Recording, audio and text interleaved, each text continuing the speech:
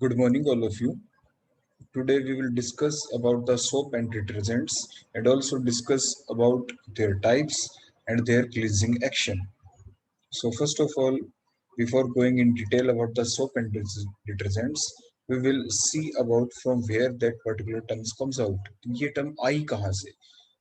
तो हम सबसे पहले ये देखेंगे कि जो हमारे पार्टिकल्स हैं जब हम सॉल्यूशन प्रिपेयर करते हैं तो उन पार्टिकल्स के साइज के बेसिस के ऊपर आपके जो पार्टिकल्स हैं उनको कितने हिस्सों में डिवाइड किया गया है। तो पार्टिकल्स आपके थ्री टाइप्स के होते हैं ऑन द बेसिस के what is the size of the particles when they are present in the solution. So they may be the crystalline particle, they may be the colloidal particle, they may be the suspension particle. The particles whose size is in between the 1 to 10 angstrom are called as the crystalline. Example are urea, sugar, salt. When you dissolve the salt or the sugar or the urea in water, their particle size in that solution is the 1 to 10 angstrom, is in between the range of 1 to 10 angstrom.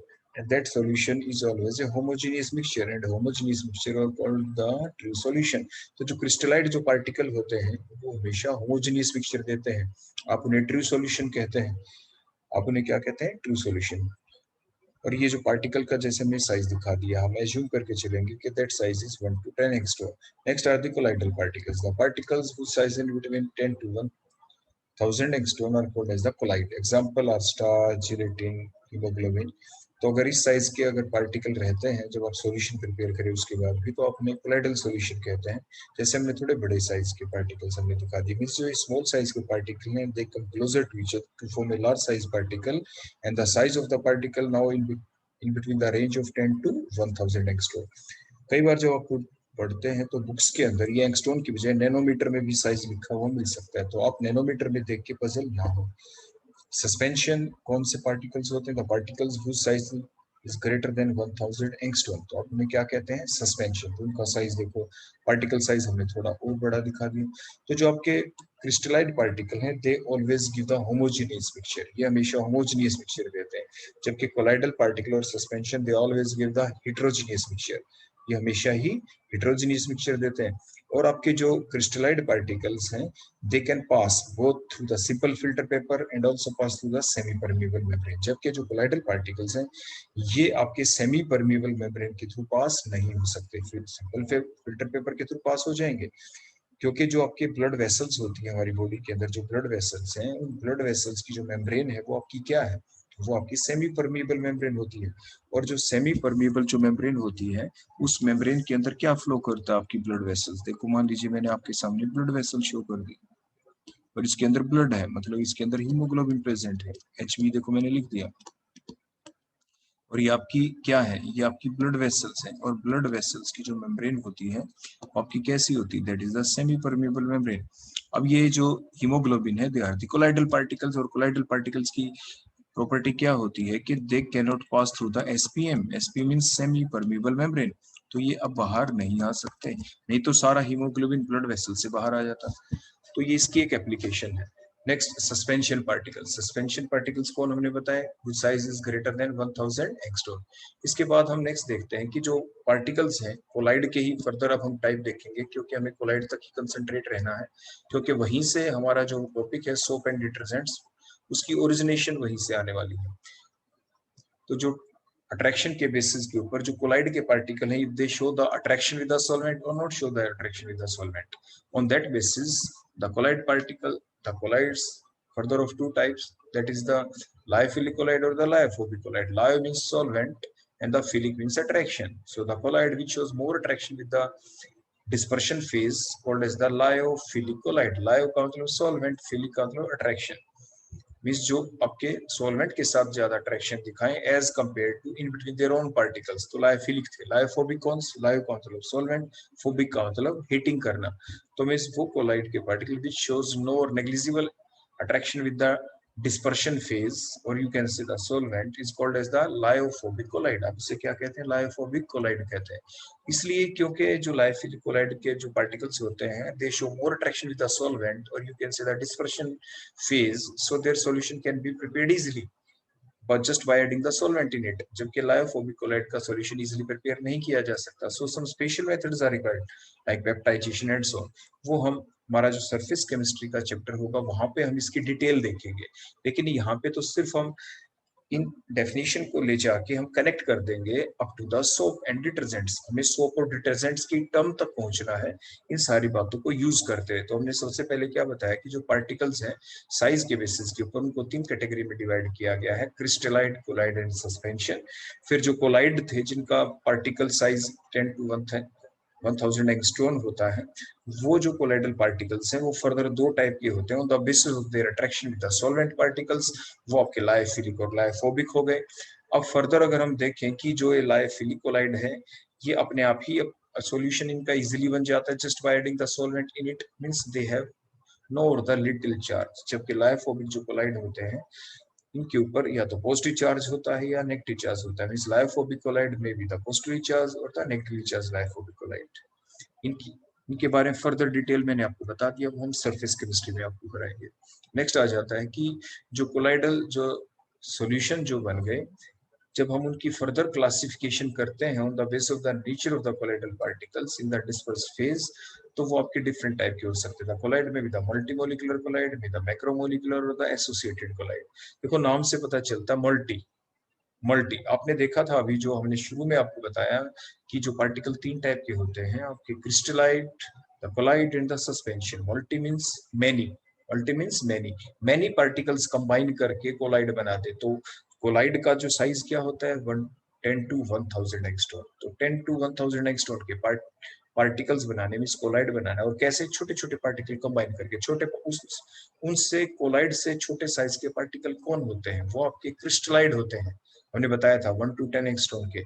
तो 1 to 10 angstrom वाले जो particles हैं जिन्हें आप क्रिस्टलाइड कहते हैं, अगर वो एक दूसरे के नजदीक आ जाएं, वो नजदीक आ के और एक बड़े साइज का पार्टिकल बना दें, तो वो क्या क्या बन जाए, और वो कोलाइड पार्टिकल बन जाए, तो उसे कहते हैं multimolecular. Means the colloid which are formed by the combination of large number of small particles of 1 to 10 angstrom size through the van der Waals force of attraction either by cooling or by changing the solvent are called as the multimolecular collide। और ये आप जरूर ध्यान रखें, जब भी particles नजदीक आएंगे आपके 1 to 10 एंगस्ट्रॉम वाले पार्टिकल्स, तो उनके नजदीक आने के 2 ही रीजन हो सकते हैं।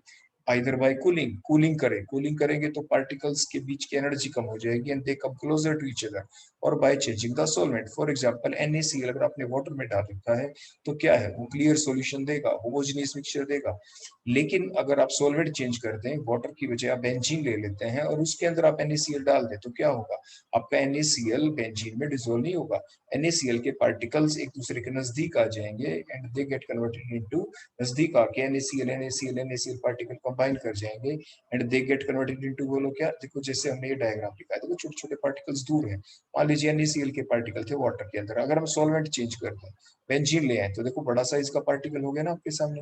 ये जो डॉट हमने ब्लैक दिखा रखी थी, मान लीजिए ये NaCl का पार्टिकल था, देखो ये। और जैसे ही हमने सॉल्वेंट चेंज किया तो क्या हुआ, हमने यहाँ पे सॉल्वेंट क्या ले लिया, मान लीजिए हमने बेंजीन एज ए सॉल्वेंट ले लिया। बेंजीन क्या ले लिया, बोला हमने सॉल्वेंट, और NaCl को डाल दिया, तो NaCl के पार्टिकल आपस में कंबाइन करके बड़े साइज के पार्टिकल बन जाएंगे। यहाँ पे जो साइज था वो कितना था, 1 to 10 एंगस्ट्रॉम, और यहाँ पे जो ये बड़ा साइज का पार्टिकल बन गया। अब इसका साइज क्या है, now the size is between 10 to 1000 angstrom. और 10 to 1000 एंगस्ट्रॉम के बीच के जो पार्टिकल्स होते हैं उसे आप क्या कहते हैं, उसे आप कोलाइड कहते हैं। लेकिन अब जो कोलाइड बना इसे हम कहेंगे मल्टीमोलिकुलर कोलाइड, बिकॉज ये कहाँ से बना है, पार्टिकल्स के कॉम्बिनेशन होने से बना है, इसलिए मल्टीमोलिकुलर कोलाइड कहते हैं। नेक्स्ट हमारा आ जाता है मैक्रो। मैक्रो का मतलब बड़े साइज का पार्टिकल। बोलो कोलाइड से भी बड़े साइज का पार्टिकल कौन था, हमने पढ़ा था बिल्कुल स्टार्ट में, बोलो कौन था वो था आपका सस्पेंशन। क्योंकि कोलाइड का साइज तो होता है 10 to 1000 एंगस्ट्रॉम, और मैक्रोमोलिकुलर कोलाइड का साइज क्या होता है, ग्रेटर देन 1000। तो बड़े साइज का पार्टिकल हो आपके पास, उसको ब्रेक कर दें, उसका डिसइंटीग्रेशन कर दें, तो और फिर टूटने के बाद जो पार्टिकल बने वो किस रेंज के बन जाए, 10 to 1000 इस कोलाइडल रेंज के बन जाए, तो उसे मैक्रोमोलिकुलर कोलाइड कहते हैं। लेकिन ये उनको जो सस्पेंशन उसको ब्रेक कैसे करें, उसके बड़े साइज के पार्टिकल को ब्रेक कैसे करें, उसको ब्रेक करने के 2 वे हो सकते हैं। वो क्या क्या हो सकते हैं, इधर वाइड इन द सॉल्वेंट, या सॉल्वेंट डाल दें और वो पार्टिकल्स धीरे धीरे धीरे धीरे दूर हो जाएं और हमें फाइनली क्या मिल जाए, कोलाइडल पर सॉल्यूशन मिल जाए। या जैसे हमने ये डायग्राम दिखाया, देखो यहाँ पे बड़े साइज के पार्टिकल थे, सॉल्वेंट डाला, और सॉल्वेंट डाला तो ये जो पार्टिकल ऐसे थे, जो बड़े साइज के पार्टिकल थे, they can show the attraction with the solvent, इसलिए दूर हो गए। और इसलिए छोटे छोटे साइज के पार्टिकल देखो बन गए। बड़े साइज के पार्टिकल के बीच में देखो जब सॉल्वेंट ने हमने एंटर किया तो ये जो जिन चीजों से मिलके पार्टिकल बने थे इनके बीच में सॉल्वेंट आ गया, सॉल्वेंट के साथ इन्होंने अट्रैक्शन दिखाई और ये सॉल्यूशन बन गया। इसे कहते हैं लायोफिलिक। अभी जैसे मैंने बताया था, लायो का मतलब सॉल्वेंट, फिलिक का मतलब अट्रैक्शन।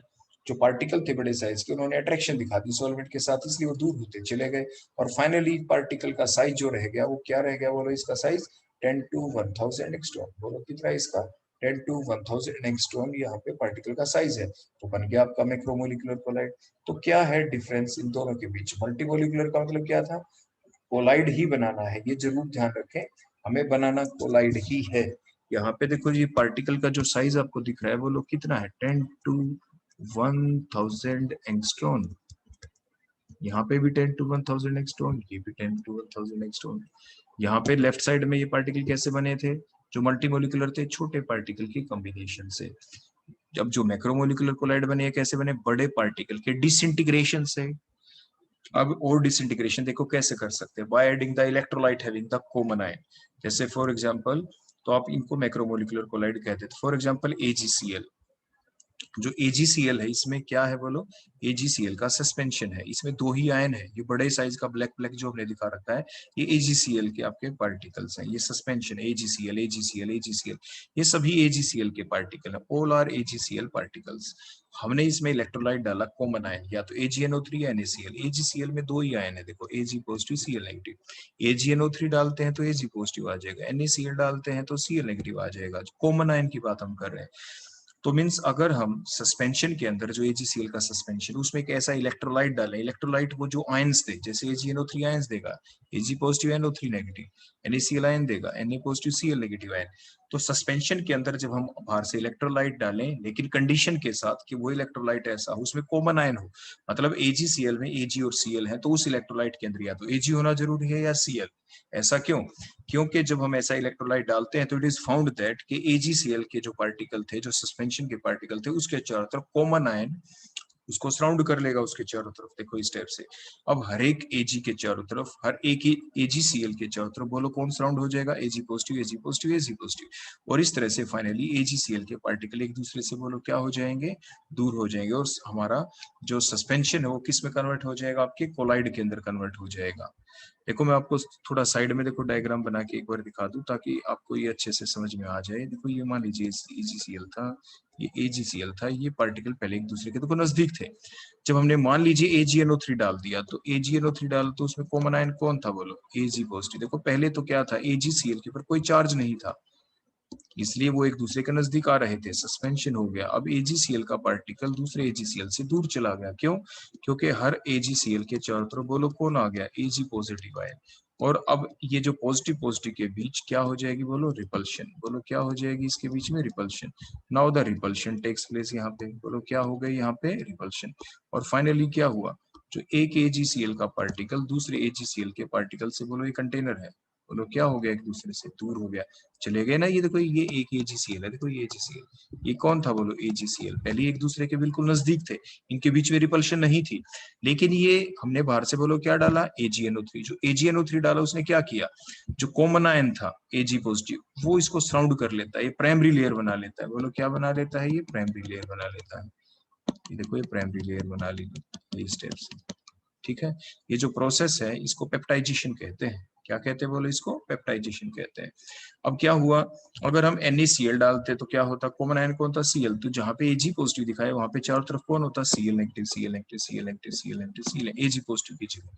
तो क्या होता, तो नेगेटिव नेगेटिव के बीच रिपल्शन हो जाती, तो AgCl तो फिर भी दूर। देखो हमारा पर्पस क्या था, AgCl एक AgCl को दूसरे AgCl से दूर करना, क्योंकि जब AgCl एक दूसरे के नजदीक थे तभी तो AgCl मिलके जो बड़ा जो साइज था देखो इन पार्टिकल का, वो लोग क्या था, इन पार्टिकल का यहाँ पे साइज था ग्रेटर देन 1000 एंगस्ट्रॉम। जैसे इधर भी बोलो पार्टिकल का साइज क्या था, ग्रेटर देन 1000 एंगस्ट्रॉम। हम क्या चाहते थे, जो बड़े साइज के जो पार्टिकल हैं ग्रेटर देन 1000 के, जिसे आप सस्पेंशन कहते हैं, हमें सस्पेंशन को कोलाइड में कन्वर्ट करना है, बड़े साइज को के पार्टिकल को छोटे साइज में बदलना है, मतलब सस्पेंशन को कोलाइड में बदलना है। तो कैसे बदले, पहला तरीका तो क्या था, just by adding the solvent, के सॉल्वेंट ही बीच में आ जाए। पार्टिकल्स के बीच में कौन आ जाए, सॉल्वेंट, तो पार्टिकल अपने आप दूर हो गए। या अगर वो अट्रैक्शन नहीं दिखाते सॉल्वेंट के साथ तो क्या करें, अब उनको दूर कैसे करें, तो हमें ये दूसरी टेक्निक अपनानी पड़ी जिसे हम क्या कर रहे थे, पेप्टाइजेशन, जिसमें करते क्या है, एक इलेक्ट्रोलाइट बाहर से डालते हैं, कैसा इलेक्ट्रोलाइट, जिसमें कॉमन आयन हो, और फिर आपके जैसे AgCl को हमने क्या कर दिया, एक दूसरे से दूर कर पाए।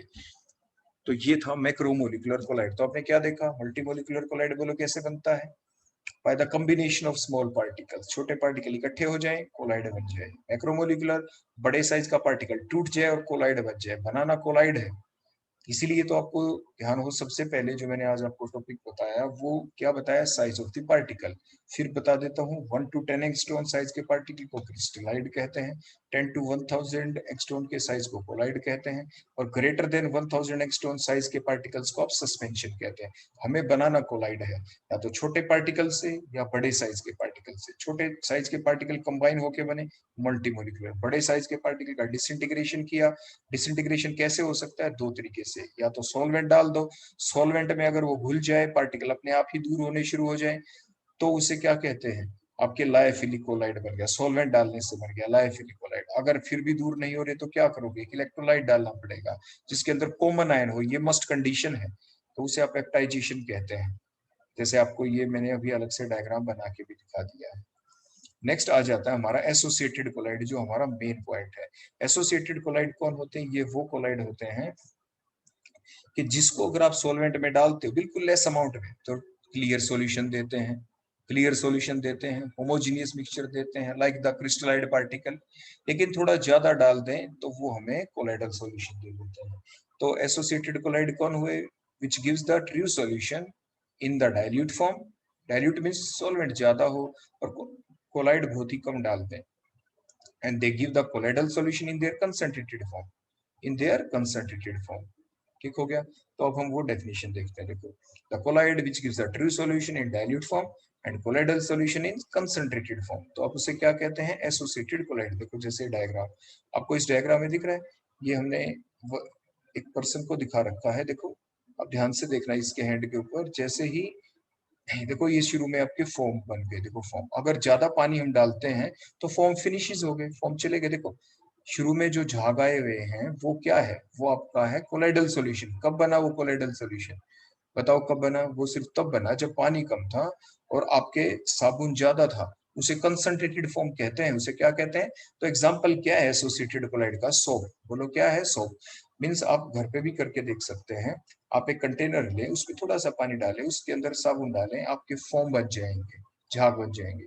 लेकिन आप क्या करें, आप बहुत ज्यादा पानी डाल दें, बकेट ले लो, मानो बकेट के अंदर थोड़ा सा पानी डालो, थोड़ा सा आप साबुन डालो, उसके अंदर लेदर फॉर्मेशन हो, झाग बन जाएंगे। पानी से भर दो आप उसको, जो झाग दिखने ही बंद हो जाएंगे, क्लियर सॉल्यूशन हमें मिल जाएगा। वही तो हम बता रहे हैं यहाँ पे, यही तो डेफिनेशन है एसोसिएटेड कोलाइड की। और एसोसिएटेड कोलाइड का एग्जांपल सोप है। तो कोलाइड कौन होते हैं, which gives the true solution, is clear solution in dilute form, जब आप बहुत ज्यादा वाटर डाल देते हैं। And they give the colloidal solution, झाग वाला सॉल्यूशन इन कंसंट्रेटेड फॉर्म, तो आप उसे एसोसिएटेड कोलाइड कहते हैं। तो ये इसकी डेफिनेशन है। अब जो आपके एसोसिएटेड कोलाइड हैं वो आपके सोप हो गए। अब हम अपने मेन टॉपिक के ऊपर आते हैं, व्हाट आर सोप। तो व्हाट आर सोप, सोप क्या होते हैं, दे आर द सोडियम और the potassium salt of fatty acid. Sodium और the potassium salt of fatty acid are called as the soap.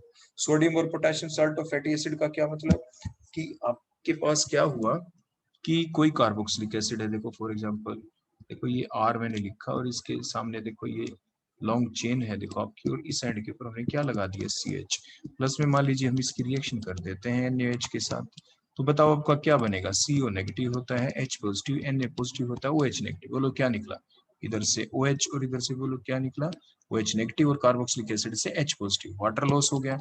तो क्या बन गया आपके पास, सोल्ट, जो भी हमने देखो उधर बना के दिखा रखा है। तो ये सोल्ट बोलो किस चीज का बना, ये सोल्ट बना आपका सोडियम का सोल्ट, देखो Na पॉजिटिव।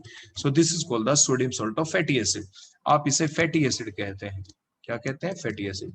जो बिल्कुल शॉर्ट चेन होती, लंबी चेन ना हो ज्यादा, तो सिंपल कार्बोक्सिलिक एसिड होते हैं। If the CH group is present at the long chain of carbon atom at one end of the long chain of carbon atom, then it's called as the fatty acid. Now it is a sodium salt of fatty acid बन गया है। अगर आप इस NaOH की बजाय बोलो क्या ले लेते हैं आप, यहाँ पे KH भी तो ले सकते हैं। अगर आप KH लेंगे तो क्या बन जाएगा, तो आपकी जो लॉन्ग चेन ऑफ जो कार्बन एटम की है, इसके एक एंड के ऊपर CO नेगेटिव, और बोलो क्या बन जाएगा, K पॉजिटिव। तो ये क्या बन गया, sodium salt of fatty acid, और नीचे वाला क्या बन गया, potassium salt of fatty acid. तो यही तो डेफिनेशन है सोप की। तो सोप क्या हुए, द सोडियम और the potassium salt of fatty acid are called as the soap. ये पोटेशियम सॉल्ट देखो हमने शो कर दिया, हम बनते कैसे हैं आपको साइड में हमने बताया। उसके बाद जो सोप होता है उसके अंदर क्या क्या होता है, सोप के अंदर एक तो पोलर हेड होता है, जहाँ पे पॉजिटिव नेगेटिव चार्ज दिखा रखी पोलर हेड है। दूसरी नॉन पोलर टेल होती है, दूसरी क्या होती है, नॉन पोलर टेल। अब हम सोप को रिप्रेजेंट कैसे करते हैं, इसके अंदर पोलर हेड और नॉन पोलर देखो टेल तो हो गई। अब हम देखना चाहेंगे बोलो उसकी क्या रिप्रेजेंटेशन। तो रिप्रेजेंटेशन देखो कैसे करेंगे, जो पोलर हेड है उसको स्फीयर से दिखाते हैं, उसको सर्कल से आप दिखा देते हैं, देखो कुछ इस टाइप से। और नॉन पोलर टेल को जिगजैग फॉर्म में, देखो ये चेन होती है, देखो जो चेन होती है ये क्या रिप्रेजेंट करता है, हर एक इंटरसेक्शन पॉइंट क्या रिप्रेजेंट करता है, कार्बन कार्बन कार्बन कार्बन की चेन है ये। तो पोलर हेड हो गया इसमें, नॉन पोलर बोलो क्या हो गई टेल। पोलर हेड हाइड्रोफिलिक होता है, वाटर लविंग होता है, जबकि नॉन पोलर टेल हाइड्रोफोबिक होती है, वाटर हीटिंग होती है। तो ये आपकी रिप्रेजेंटेशन हो गई आपकी सोप की, चाहे वो हार्ड होता चाहे सोप होता, जैसे हमने लिखा रिप्रेजेंटेशन ऑफ सॉफ्ट ओब्लिक में हार्ड सोप। ये हार्ड भी हो सकता है और ये सॉफ्ट भी हो सकता है, ये हमारी नेक्स्ट टाइप आने वाली है। तो चाहे कोई भी किसी भी टाइप का सोप हो, चाहे हार्ड होता चाहे सॉफ्ट होता, रिप्रेजेंटेशन कॉमन रहेगी। अब हम उसके बाद देखते हैं ये साबुन आखिर बनता कैसे है। तो हमने पीछे आपको ऑयल और फैट्स वाला चैप्टर पढ़ाया था, आपको लिपिड्स का जो टॉपिक है वो हम क्लियर कर चुके हैं। उसके बारे में हमने 4 लेक्चर्स पढ़े थे, तो वहां पे हमने सीखा था आपके ट्राइग्लिसराइड्स क्या होते हैं। तो जो ट्राइग्लिसराइड्स होते हैं आपके, अगर हम उनके अंदर बेस डाल दें, कौन डाल दें, NaOH या KOH, और उससे हमें सोप मिलता है, तो प्रोसेस कहलाती है saponification. So the hydrolysis of the oil और the fat, the hydrolysis of the oil और the fat on addition of the base, that is the NaOH or the KOH, to gives the fatty acid, to give the sodium salt of fatty acid called the soap, and the side product will be the glycerol, which is called as the splenduli, is called as the saponification। उसे saponification कहते हैं। जैसे triglyceride हमने लिया, इसके अंदर क्या डाला, NaOH या KOH डालेंगे, तो जिसकी वजह से क्या होगा, यहाँ पे हमें मिलेगा एक तो ग्लिसरॉल हमारा प्रोडक्ट बन जाएगा, और ग्लिसरॉल के साथ साथ दूसरा बोलो क्या मिलेगा यहाँ से जब क्लीवेज होगी, दूसरा हमें क्या मिलेगा बोलो, दूसरा मिल जाएगा आपके सोडियम सॉल्ट। अगर NaOH आपने लिया, KOH लिया, तो potassium salt of fatty acid मिल जाएंगे। सोडियम सॉल्ट हमने दिखा दिया, दैट कॉल्ड द सोप। और जो ग्लिसरॉल यहाँ पे बना है, it is called as the स्प्लेंटलाई। जो ये हमारा यहाँ पे बनता है, इसे आप किस नाम से पुकारते हैं, क्योंकि ये बड़ा ग्लिसरी टाइप का सब्सटेंस होता है ये ग्लिसरॉल, तो इसे हम कहते हैं स्प्लेंटलाई। तो कोई आपसे पूछे स्प्लेंटलाई जो नेम है वो किसको दिया गया, तो that name, that the splenduli is given to the glycerol, वो ग्लिसरॉल को दिया गया है, जो कि एज ए साइड प्रोडक्ट हमें मिलता है during the process of saponification. तो साबुन बनने की जो प्रक्रिया है, जो प्रोसेस है, उसे आप क्या कहते हैं, उसे आप सेपोनिफिकेशन कहते हैं। so the process in which the oil and fat get hydrolyzed in presence of the base, that is NaOH or KOH, to give the sodium salt of fatty acid along with the glycerol, is called the saponification। तो ये जो triglyceride है यहाँ पे, क्योंकि one part तो देखो glycerol वाला पार्ट है, और जब हमने हाइड्रोलिसिस की यहाँ की, तो हमें क्या मिल गया बोलो, ग्लिसरॉल प्लस में सोप। इसके बाद नेक्स्ट पॉइंट आ जाता है classification of the soap. Soap कितने टाइप के होते हैं, सोप आपके दो टाइप के होते हैं, they the hard, they the soft, depending upon कि वो बने किस चीज से हैं। अगर वो sodium salt of fatty acid है तो वो हार्ड होते हैं, अगर वो potassium salt of fatty acid है तो वो क्या होते हैं आपके, सॉफ्ट होते हैं। रीजन क्या है, क्योंकि देखो अगर आप पीरियोडिक टेबल में देखें, ग्रुप नंबर 1 के अंदर आप देखते हैं, तो हाइड्रोजन के नीचे बोलो कौन आता है, लिथियम, लिथियम के नीचे कौन आता है, सोडियम, सोडियम के नीचे कौन आता है, पोटेशियम। तो जैसे ही आप डाउन द ग्रुप जाते हैं तो साइज क्या हो जाता है बोलो, साइज हो जाता है इंक्रीज, साइज क्या हो जाता है इंक्रीज।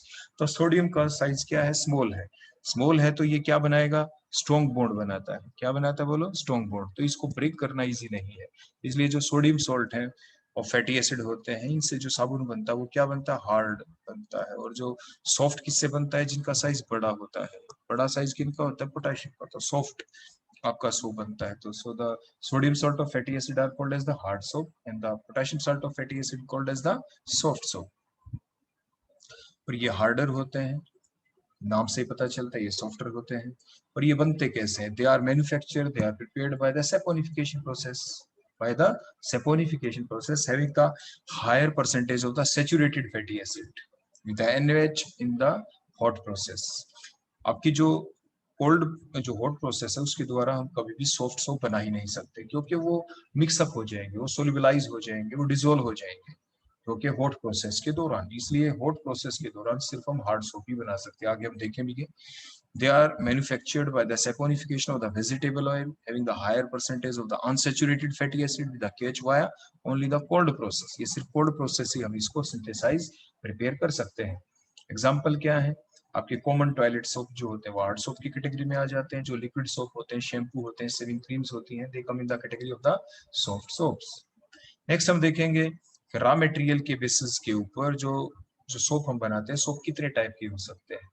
तो वो सोप आपके देखो डिफरेंट टाइप के हो सकते हैं। On the base of the raw material used for the formation of this soap, the soap may be of different type. The toilet soap फिर कौन होते हैं, they are prepared by using the better grade of fat and oil along with the removal of the excess alkali. जो excess alkali है उसको remove कर दिया जाता है, तो जब जो सोप बने वो क्या कहलाते हैं, टॉयलेट सोप। लेकिन इसको और भी अट्रैक्टिव बनाने के लिए क्या करते हैं, we can add some colour और द परफ्यूम्स और the good smell into it, उसके अंदर हम ऐड कर सकते हैं, तो आपके टॉयलेट सोप होते हैं। टॉयलेट सोप बोलो कौन हुए, they are prepared by using the better grade of fat and oil along with the removal of the excess of alkali, and we can add some coloring material or the perfumes to give the good colors or to give the good smell. Next floating soap, floating का जैसे हल्के हो जैसे, तो कैसे बनाया जाता है, किसी भी चीज को हल्का बनाना है तो उसके बीच में क्या कर दो, एयर गैप कर दें आप, तो अपने आप ही लाइट हो जाएगी वो चीज। तो it is prepared by beating. Beating का मतलब उसके अंदर डाल देंगे, क्या डाल देंगे हम, the tiny air bubbles before their hardening. जो सोप बनाने से पहले, उसको हार्ड करने से पहले हम उसकी बीटिंग करते हैं, तो it is prepared by beating the tiny air bubbles before their hardening. Next आ जाते हैं ट्रांसपेरेंट सोप, जिसके ये लगे कि उसके जैसे बिल्कुल थ्रू आउट हम देख सकते हैं, from this end to other end. तो it is prepared by dissolving the soap in the ethanol followed by evaporation of the excess of the solvent. तो आपके ट्रांसपेरेंट सोप इस टाइप से बनाए जा सकते हैं। तो ट्रांसपेरेंट सोप कैसे बनते हैं, bye dissolving the soap in the ethanol followed by the evaporation of the excess of the solvent। Medicated soap ये कैसे बनते हैं, जिसकी कुछ मेडिसिनल इंपॉर्टेंट, तो क्या करते हैं, it is prepared by adding some substance having the medicinal importance value हो, जिसके deodorants during the preparation of the soap, उसको मेडिकेटेड सोप कह देते हैं। शेविंग सोप किसे कहते हैं, it is prepared by adding the glycerol, क्योंकि हम ये चाहते हैं जैसे शेविंग करें तो उस वक्त ड्राइंग नहीं रहनी चाहिए, तो it is prepared by adding the glycerol. Glycerol किस लिए, टू प्रिवेंट द ड्राइंग, ताकि वो ड्राइनेस ना आए। And by adding the sodium rosinate, ये किस लिए, ताकि लेदर झाग ज्यादा प्रोड्यूस हो, क्योंकि जब भी शेविंग करते हैं तो लेदर का प्रोड्यूस होना बहुत जरूरी होता है, तो इसीलिए हम क्या ऐड करते हैं, sodium rosinate during the preparation of the soap. Next आ जाते हैं लॉन्ड्री सोप, यानी जो कपड़े धोने के लिए करते हैं। It is also prepared by addition of the sodium rosinate, ताकि लेदर काफी अमाउंट में प्रोड्यूस हो। दूसरा sodium silicate, borax, sodium carbonate during the preparation of the soap, तो उसे लॉन्ड्री सोप कह देते हैं। तो ये थे डिफरेंट टाइप ऑफ सोप के उस बेसिस के ऊपर कि कौन सा रॉ मटेरियल यूज किया गया उनकी फॉर्मेशन के लिए, तो उस बेसिस के ऊपर आपके ये सोप डिफरेंट टाइप के हो सकते हैं। नेक्स्ट है method of preparation of the soap, soap कैसे बना सकते हैं, जैसे बताया था हमने, हॉट मेथड भी हो सकता है और कोल्ड मेथड भी हो सकता है। तो means the soap can be prepared by two different processes, that is the hot process और द कोल्ड प्रोसेस। तो जो आपकी हार्ड सोप ही बना सकते हैं हॉट प्रोसेस से, कोल्ड तो हम बना नहीं सकते, जैसे कि आपको पहले ही बता दिया गया था, बिकॉज जो सॉफ्ट सोप होते हैं they get dissolve during the hot process, तो वो सेपरेट आउट ही नहीं हो पाएंगे। तो hot process can only be used for the preparation of the hard soap. So the steps for the preparation of the hard soap during the hot processes are given below. वो क्या क्या हो सकती है, पॉइंट नंबर 1, क्या, boiling. Means boiling का मतलब boil the fat with in presence of the NaOH और in presence of the steam in the soap pan और द कीटल्स, जिसके अंदर हम क्या करेंगे, कंटेनर जिसके अंदर हम सोप बनाना चाहते हैं उसके अंदर आप फैट लें और NaOH की प्रेजेंस में, स्टीम की प्रेजेंस में आप उसको बॉयल करेंगे। और कब तक बॉयल करेंगे, unless the greasy nature of the mixture get disappear, जब तक कि जो ग्रीसी नेचर है मिक्सचर का वो डिसअपियर ना हो जाए, तब तक आप स्टीम पास करते रहेंगे। Second point, salting out, NaCl या ब्राइन सॉल्यूशन डाल के, either you add the NaCl or the brine solution to the mixture of the soap and the glycerol, अब वो ऐड करेंगे। वो किस लिए? The glycerol get dissolved in it. जब आप ब्राइन सॉल्यूशन डालेंगे तो क्या होगा, जो ग्लिसरॉल है वो डिसॉल्व हो जाएगा इसमें, एंड द इनसॉल्युबल जो साबुन है, जो सोप है, it get floats on the surface due to their low density and it can easily be separated apart and it is called as the neat soap. Neat का मतलब साफ सुथरा साबुन, वो नीट सोप हमें मिल जाएगा। नेक्स्ट आ जाती है फिनिशिंग। फिनिशिंग कैसे करते हैं? फिनिशिंग का मतलब होता है means addition of some colours, some perfumes, some germicides, और उसके बाद नेक्स्ट क्या करते हैं, moulding of the soap to the desired shape. इसको शेप हम कैसे देना चाहते हैं, rectangular, squarish and so on, triangular, जो भी शेप देनी हो वो हम शेप दे सकते हैं।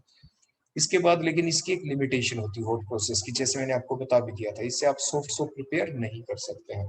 Soft soap have the higher solubility in the water and this they can not be made by this process. Next हम देखते हैं preparation of the hard soap by the cold process. Cold process में क्या किया जाता है?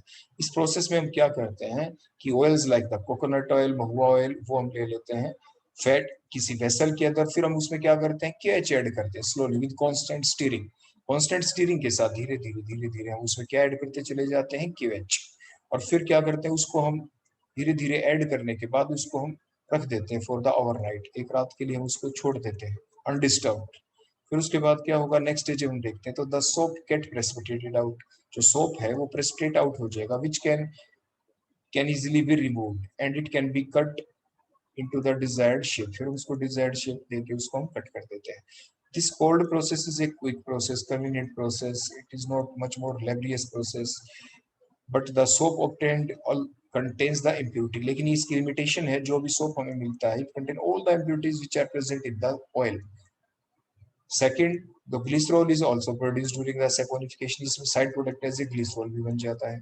Access of alkalis के अंदर रह जाता है। तो ये इसकी इम्प्योरिटीज, ये इसकी डिसएडवांटेज बन जाती है कोल्ड प्रोसेस की। नेक्स्ट पॉइंट ये आता है कि जो ऑयल और जो फैट हम यूज करते हैं for the formation of soap, वो हम कैसे करते हैं, कौन से करते हैं? एज द सोप जो होते हैं वो क्या है, alkali salt of fatty acid, alkali salt of fatty acid। So only those oil or fat can be used for the formation of the soap which are glyceride of fatty acid। जो fatty acid के क्या हो बोलो, glyceride हो, उन्हीं को आप use कर सकते हैं for the formation of the soap. आप मिनरल ऑयल्स को यूज नहीं कर सकते हैं, क्योंकि जो मिनरल ऑयल्स होते हैं, जो केरोसिन ऑयल होते हैं, they are simply the mixture of hydrocarbons, they doesn't contain any type of fatty acid glyceride, hence they can not be saponified. आप उनको सेपोनिफाइड नहीं कर सकते, आप सेपोनिफिकेशन प्रोसेस उसमें नहीं चला सकते हैं। तो सेपोनिफिकेशन प्रोसेस चलाने के लिए हम कैसा ऑयल लें, कौन सा फैट यूज करें? तो ऑयल और the fat which can be used for the formation of soap, कौन हो सकता है? वो आपका कोई भी आप ले लेंगे, लेकिन वो आपका मिनरल ऑयल नहीं होगा, वो आपका केरोसिन ऑयल नहीं होगा, क्योंकि वो सिंपली मिक्सचर ऑफ हाइड्रोकार्बन्स होते हैं, उनके अंदर कोई फैटी एसिड ग्लिसराइड होते ही नहीं। तो हमें सिर्फ वही ऑयल और फैट लेने हैं जो क्या हो, ग्लिसराइड ऑफ फैटी एसिड हो, ताकि जब हम उनकी हाइड्रोलिसिस करते हैं, हम उसमें NaOH या KH डालते हैं, तो हमें क्या मिले, हमें सोप मिल जाए। तो मिनरल ऑयल्स हमें कहाँ से मिलते हैं? They are obtained from the earth crust. Next आ जाता है जो लिमिटेशन क्या है सोप की एज ए क्लींजिंग एजेंट। जैसे हमें क्लींजिंग करनी है, हमें हम नहाते हैं तो उसके दौरान, बाथिंग के दौरान हमारे स्किन के ऊपर ऑयलीनेस आ जाती है, क्योंकि जो स्वेट आता है, पसीना आता है, वो एक ऑयली पार्ट है। तो उसको कैसे रिमूव किया जाए, वो उसका क्लींजिंग एक्शन कहलाता है। तो जो साबुन है उसकी लिमिटेशन क्या है as a cleansing agent? The soap do not act efficiently in the hard water. Hard water में अगर आप क्लोथ्स की वॉशिंग करना चाहते हैं, बाथिंग करना चाहते हैं, तो वो बेटर रिजल्ट नहीं देगा। क्यों नहीं देगा? Because soap gives the insoluble precipitate called the scum. देखो कुछ ऐसे, फॉर एग्जांपल ये हमने सोप का फॉर्मूला लिखा RCO नेगेटिव यानी पॉजिटिव, या RCO नेगेटिव के पॉजिटिव, सोडियम सॉल्ट और द पोटेशियम सॉल्ट। फिर आपने जो वाटर यूज किया फॉर एग्जांपल, उसके अंदर कैल्शियम और मैग्नीशियम आयन है। अगर आप हार्ड वाटर यूज करेंगे तो उसमें कौन होगा, कैल्शियम मैग्नीशियम। तो कैल्शियम मैग्नीशियम आयन जो आपके साबुन के अंदर है पॉजिटिव आयन, उसके साथ इंटरचेंज करके और आपका मोर स्ट्रॉन्गर स्टेबल कॉम्प्लेक्स बना देते हैं। देखो इस टाइप से। तो ये RCO ट्वाइस CA ऐसा क्यों लिखा? क्योंकि आपकी इस प्रोसेस को चलाने के लिए जब इंटरचेंज करेंगे, क्योंकि कैल्शियम के ऊपर 2 पॉजिटिव चार्ज है, तो हमें जो रिक्वायरमेंट होगी वो कितनों की, 2 मोल्स की रिक्वायरमेंट होगी, देखो Na पॉजिटिव, क्योंकि जो ये CA है 1 CA 2 Na पॉजिटिव की रिप्लेसमेंट करेगा यहाँ से। तो 2 Na पॉजिटिव हटेंगे तभी एक CA पॉजिटिव आएगा, और मोल्स कितने रह जाएंगे बोलो यहाँ पे, RCO नेगेटिव के 2 मोल्स। तो यही लिखा हमने RCO का ट्वाइस और CA क्योंकि कैल्शियम के ऊपर 2 पॉजिटिव चार्ज होता है, RCO नेगेटिव। देखो नेगेटिव होता है तो कंपाउंड हमेशा न्यूट्रल होता है, तो 2 नेगेटिव हो गया और 2 पॉजिटिव। प्लस में कौन निकल गया, Na पॉजिटिव।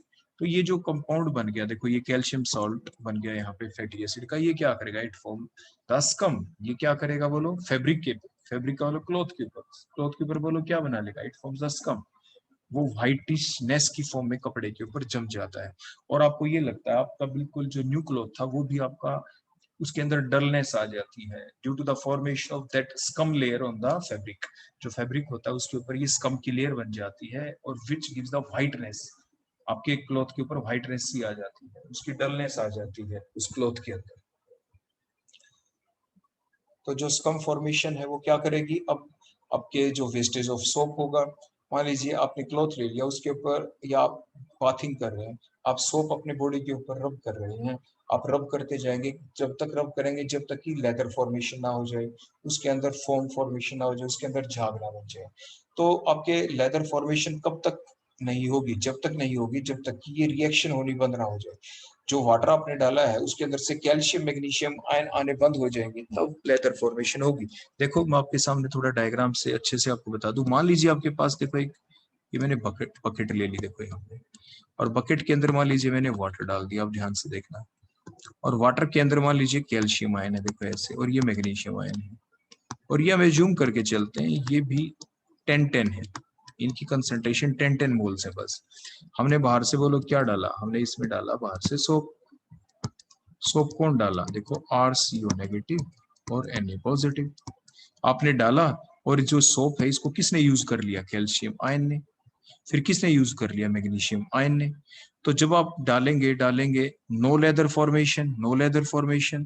कुछ देर के बाद क्या होगा कि जो ये सोप है इसने सारे कैल्शियम और मैग्नीशियम आयन के साथ रिएक्ट कर दिया, और रिएक्ट करके अब फ्री जो कैल्शियम आयन है ये नहीं बचे, फ्री कैल्शियम आयन नहीं बचे। देखो इस टाइप से सारे के सारे जो फ्री कैल्शियम आयन थे वो किस में कन्वर्ट हो चुके हैं, देखो इस टाइप से RCOO का ट्वाइस Ca में, या RCOO का ट्वाइस बोलो किसके अंदर, मैग्नीशियम के अंदर, ऐसे कन्वर्ट हो चुके हैं।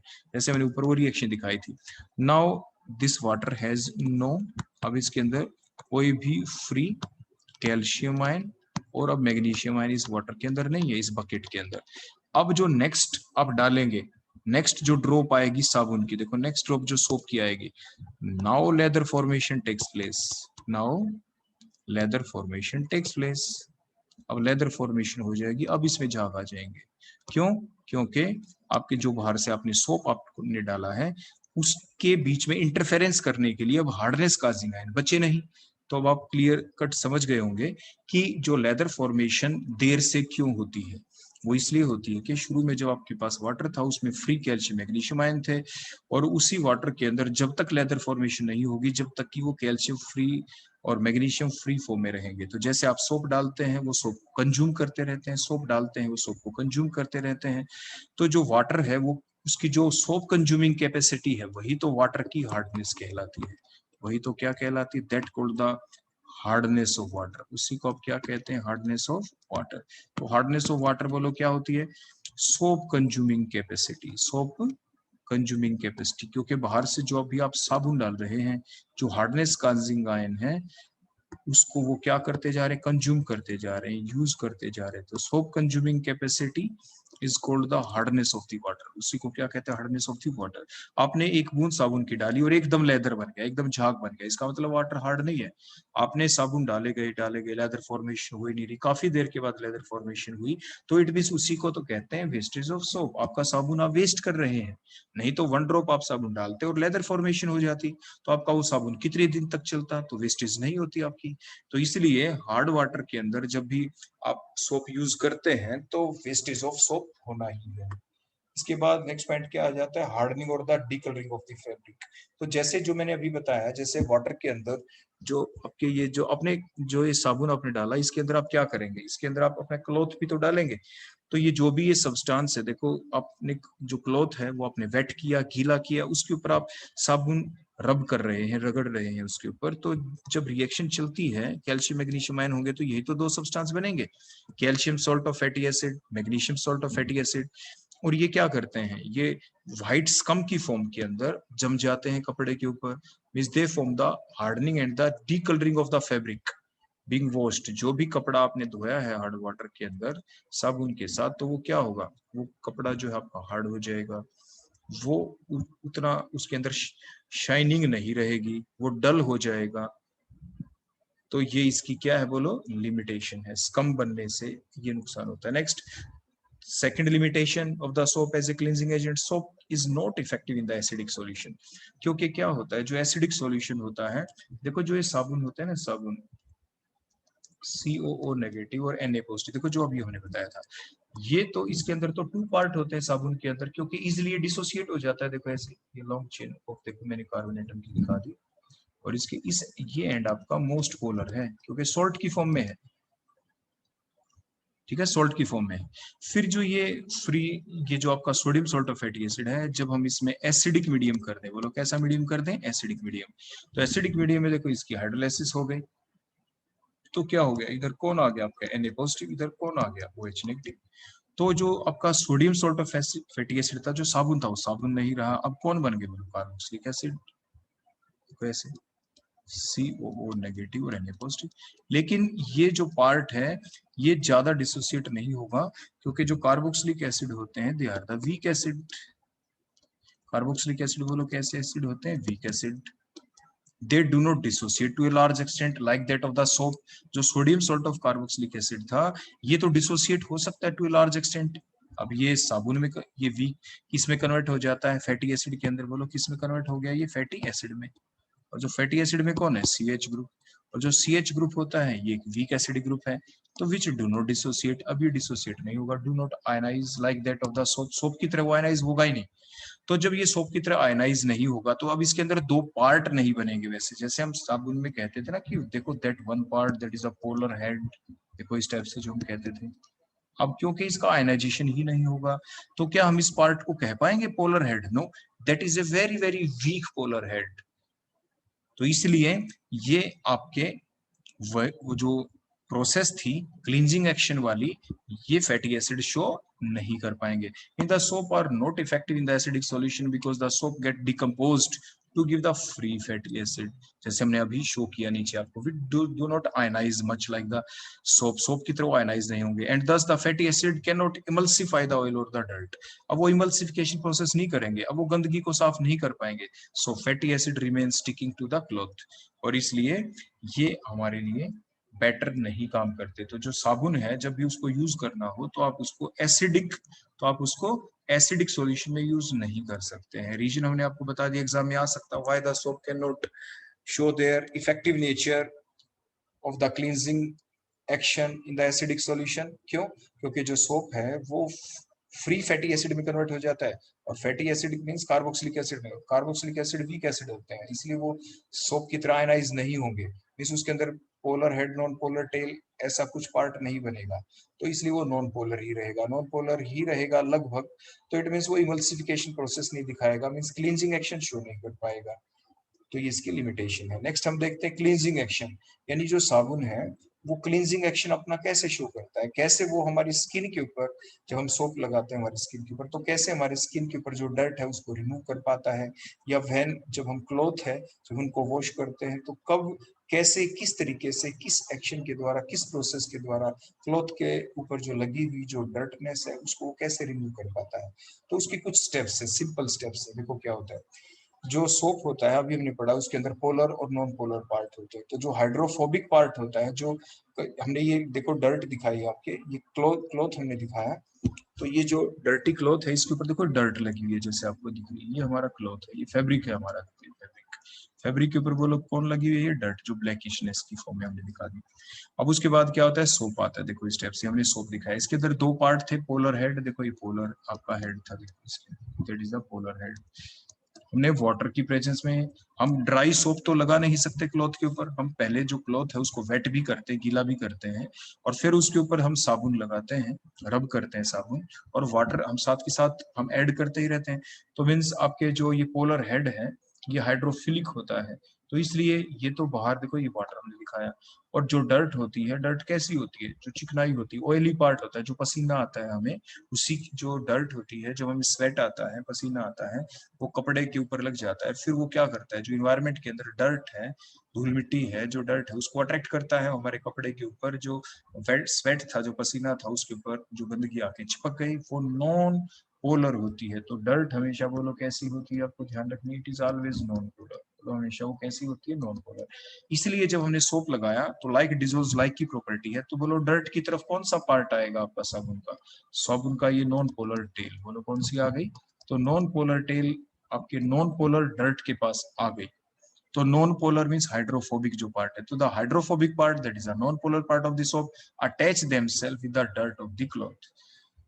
और उसके बाद फिर क्या आ जाता है नेक्स्ट स्टेप में, दो हाइड्रोफोबिक जो पार्ट होता है, जो नॉन पोलर पार्ट होता है of the soap, that start lifting the dirt, वो धीरे धीरे उसको चारों तरफ से सराउंड कर देता है।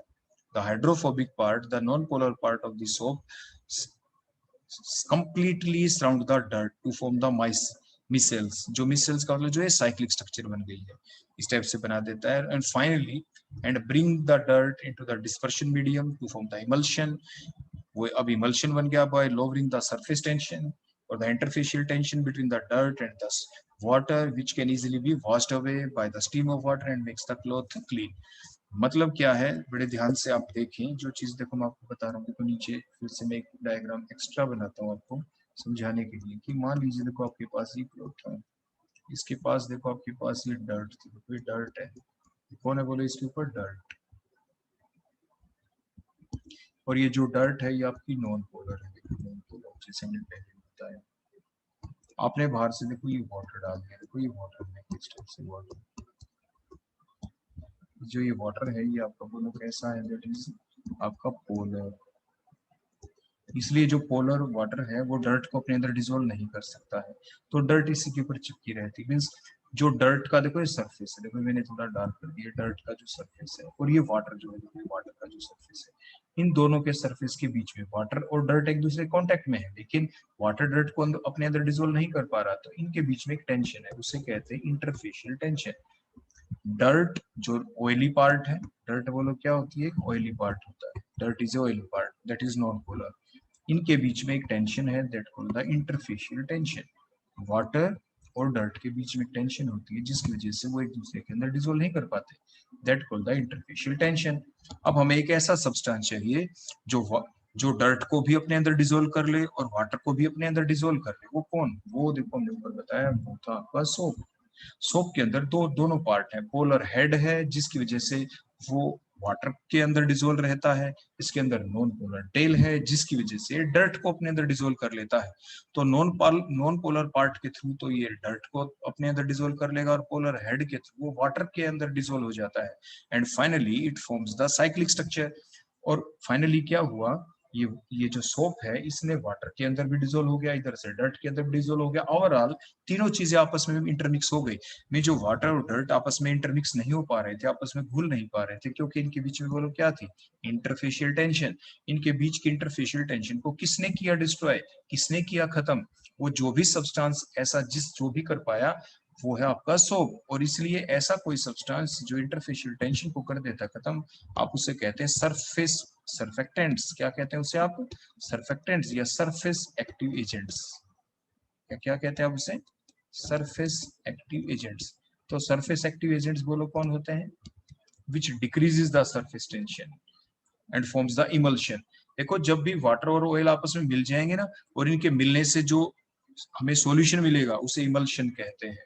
उसे क्या कहते हैं, इमल्शन। वाटर इज लिक्विड और जो डर्ट है ऑयली पार्ट है वो भी लिक्विड है, तो लिक्विड लिक्विड जब भी आपस में मिलते हैं तो उसे क्या कहते हैं, इमल्शन। क्या कहते हैं बोलो, इमल्शन।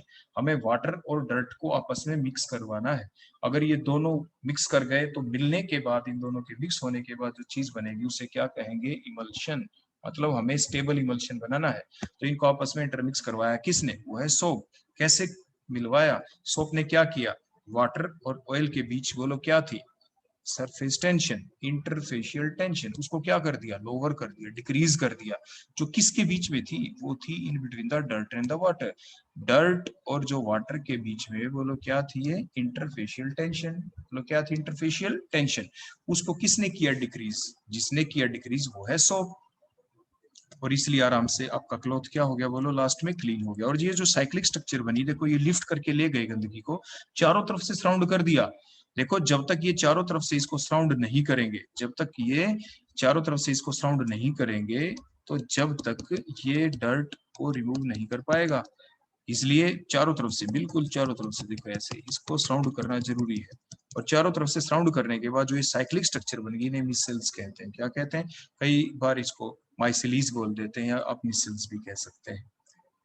तो ये आपने देखा क्लींजिंग एक्शन जो सोप हो, चाहे आगे हम डिटर्जेंट्स पढ़ेंगे, इनका बिल्कुल एक जैसा होगा। आपके एग्जाम में आ जाए explain the cleansing action of the soap, तो भी आप एक्सप्लेन कर सकते हैं। आप नीचे पहले ये भी बना सकते हैं, आप ये बातें बता सकते हैं। In the absence of soap क्या था, हमने ये जो नीचे डायग्राम बनाया, in the absence of the soap there is the interfacial tension in between the water and the dirt, and simple water can not clean the cloth, can not remove the dirt from the fabric. Fabric के ऊपर से जो dirt है उसको simple water remove नहीं कर सकता। So we have the requirement is substance which can decrease that interfacial tension, that substance for the surfactants or the surface active agents। तो वो कौन हुआ, जिसके अंदर दो पार्ट हो, उसके अंदर पोलर पार्ट भी हो जो वाटर में डिजोल्व हो जाए, उसके अंदर नॉन पोलर पार्ट भी हो जो इसके अंदर की डर्ट डिजोल्व हो जाएगी, नॉन पोलर डर्ट डिजोल्व हो जाए। तो वो कौन था, वो सोप था। इसलिए बोलो हमने हेडिंग कैसे स्टार्ट की थी, कैसे आंसर आप लिखेंगे, पहले डायग्राम बना देंगे, पहले लिखना इन अब्सेंस ऑफ, आपके सोप की अब्सेंस वाला भी diagram banana, in the absence of यानी soap there is the interfacial tension in between the polar water and the non-polar dirt, so the polar water cannot clean the cloth। फिर उसके बाद आप क्या आगे क्या लिखेंगे, when we add the soap, when we add the soap with the water, यानी water के साथ आप सोप भी ऐड कर देते तो क्या होता है। फिर हम लिखते हैं वही बात जो हमने ऊपर से लिखनी शुरू की कि द हाइड्रोफोबिक पार्ट और the non polar part of the soap attach themselves, बोलो किसके थ्रू, attach themselves with the dirt on the cloth. The hydrophobic part फिर क्या करता है, hydrophobic part of the soap start lifting the dirt and finally completely surround the dirt to form the micelles, and thus forms the stable emulsion by lowering the surface tension, and thus can easily wash the and make the cloth clean। और वो wash भी कर देता है cloth को, उसको बिल्कुल clean कर देता है। तो इस टाइप से ये बातें आपको ध्यान रखनी है। तो बिल्कुल टू द पॉइंट आपको लिखना है एग्जाम के अंदर, so that is the cleansing action of the soap. Next definition आ जाती है, जैसे मैंने अभी आपको बताया, जो क्लॉथ है जब तक क्लीन नहीं होगा जब तक ये साइक्लिक स्ट्रक्चर ना बन जाए। दैट साइक्लिक स्ट्रक्चर जो बनी है उसे मिसल्स कहते हैं। ये कब बनी, जब ये साइक्लिक स्ट्रक्चर बनाने के लिए आप क्या करेंगे, बाहर से कंटिन्यूटी में बाहर से आप सोप ऐड करते रहेंगे, ऐड करेंगे, ऐड करेंगे, ऐड करेंगे, फाइनली ऐड करते करते आपने कितना सोप डाल दिया बाहर से, कितना सोप आपने बाहर से डाला कि ये साइक्लिक स्ट्रक्चर बन पाई, द मिनिमम अमाउंट। और सोप किसका एग्जांपल था, हमने आज आपको बताया था एसोसिएटेड कोलाइड का। तो the minimum amount of the associated colloid which is required for the formation of the micelles is called the CMC. Critical का मतलब कम से कम कितना एसोसिएटेड कोलाइड, एसोसिएटेड कोलाइड का एग्जांपल क्या है, सोप। कितना साबुन हम डालें कि मिसल्स बन जाए, तो उसे कहते हैं सीएमसी। तो बोलो डेफिनेशन हमारी क्या बनी, the minimum amount of the associated colloid, it is the soap which is required for the formation of micelles called the CMC, उसे आप CMC कहते हैं। जैसे फॉर एग्जांपल जो CMC होती है सोप की, वो क्या होती है 10 की पावर माइनस में 3 मोल्स पर लीटर। आमतौर पे नॉर्मल वाटर के अंदर अगर 1 लीटर है आपके पास वाटर, तो उसके अंदर 10 की पावर 3 मोल्स सोप के आप डाल देते हैं, और फिर आपने क्लॉथ उसमें डिप कर रखा है जिसके क्लॉथ के ऊपर डर्टीनेस है, तो मिसल्स आपकी बन जाती हैं। इसके बाद नेक्स्ट हम देखते हैं डिटर्जेंट्स के बारे में। जो डिटर्जेंट्स है वो कौन होते हैं, इनकी क्लींजिंग एक्शन बेटर होती है आपके किन से, आपके सोप से, लेकिन इसकी कुछ डिसएडवांटेज भी होती है। तो सबसे पहले हम देखते हैं डिटर्जेंट्स हैं क्या, the substances which have the cleansing action like the soap in water and this can remove the dirt और the greases from the fabric और from our body are called as the detergents. इन्हें क्या कहते हैं, वो लोग detergents कहते हैं। तो अब हम देखेंगे टाइप ऑफ डिटर्जेंट्स, आपके एनायनिक हो सकते हैं, केटायनिक हो सकते हैं और नॉन आयनिक, डिपेंडिंग अपॉन कि जो वाटर सोल्यूबल पार्ट है उसके ऊपर कोई चार्ज है या नहीं है। अगर चार्ज है तो वो आयनिक डिटर्जेंट्स होंगे, एनायनिक और केटायनिक। अगर जो वाटर सोल्यूबल जो पार्ट है उसके ऊपर कोई आपके चार्ज ना हो तो नॉन आयनिक डिटर्जेंट्स कहलाते हैं. So the detergents which bears the negative charge at the soluble end of the chain are called the anionic detergents. तो अपने क्या कहते हैं, एनायनिक डिटर्जेंट्स कहते हैं. जैसे for example sodium salt of alkyl sulphates या सल्फोनेट्स आप कह सकते हैं. जैसे लॉन्ग चेन ऑफ कार्बोनेटम है और अटैच कौन इस पे सल्फेट ग्रुप लगा हुआ है आपका और वो सॉल्ट की फॉर्म में है, O नेगेटिव Na पॉजिटिव, तो सोडियम सॉल्ट बन गया आपका. और एल्काइल ग्रुप है आपका, अगर एल्काइल की बजाय हम क्या कर दे बोलो, O से कौन अटैच कर दे, बेंजीन रिंग, और बेंजीन रिंग के ऊपर आपका R ग्रुप अटैच कर दे लॉन्ग चेन के साथ, तो उसे कहते हैं sodium salt of alkyl benzene sulphonates या सल्फेट्स आप कह सकते हैं, ABS. ये कहाँ पे यूज होते हैं? They are mostly used for the household purposes. They also be used in the toothpaste. Cationic detergents कौन होते हैं? जैसे आपने एनायनिक के बारे में क्या कहा था, the detergents which bears the negative charge at the soluble end. तो क्या what are the cationic which bears the positive charge at the soluble end of the chain are called as the cationic detergents. तो वो ammonium salt हो सकते हैं, quaternary ammonium salt. तो quaternary ammonium salt जब आप ले लेंगे तो नेगेटिव आयन उसके साथ कौन होगा कोरिलेटेड, वो होगा आपका देखो R4N पॉजिटिव के साथ कौन हो सकता है, द हैलाइड्स, जैसे क्लोराइड, ब्रोमाइड, एसिटेट्स की फॉर्म में हो सकता है. लेकिन इसका एग्जांपल क्या हुआ, अगर हम सिटाइल ट्राइमिथाइल अमोनियम ब्रोमाइड ले लेते हैं तो it can be used as a hair conditioner. तो केटानिक डिटर्जेंट्स किसमें यूज हो सकते हैं, एज ए हेयर कंडीशनर. तो नैनो, अब हम देखते हैं नॉन आयनिक डिटर्जेंट्स. ये वो होते हैं which do not contain any ion in in their constitution और एट देयर सोल्यूबल एंड. तो सोल्यूबल एंड के ऊपर होता क्या है, सोल्यूबल एंड के ऊपर एक ऐसा फंक्शन ग्रुप लगा हुआ होता है जो वाटर के साथ हाइड्रोजन बॉन्डिंग कर ले. Means they possesses the effective hydrogen bonding at one end of the alkyl chain which makes them water soluble. और इसलिए वो उसको वाटर सोल्यूबल बना देते हैं. जैसे एग्जांपल लोराइल अल्कोहल इथोक्साइलेट ले लिया हमने, इसके अंदर देखो ये दो चीज से मिलके बना है. दो पार्ट कौन थे, एक तो लोराइल अल्कोहल. लोराइल अल्कोहल कितना होता है, वो देखो ये इतना पार्ट होता है, देखो यहाँ तक का ये लोराइल अल्कोहल था.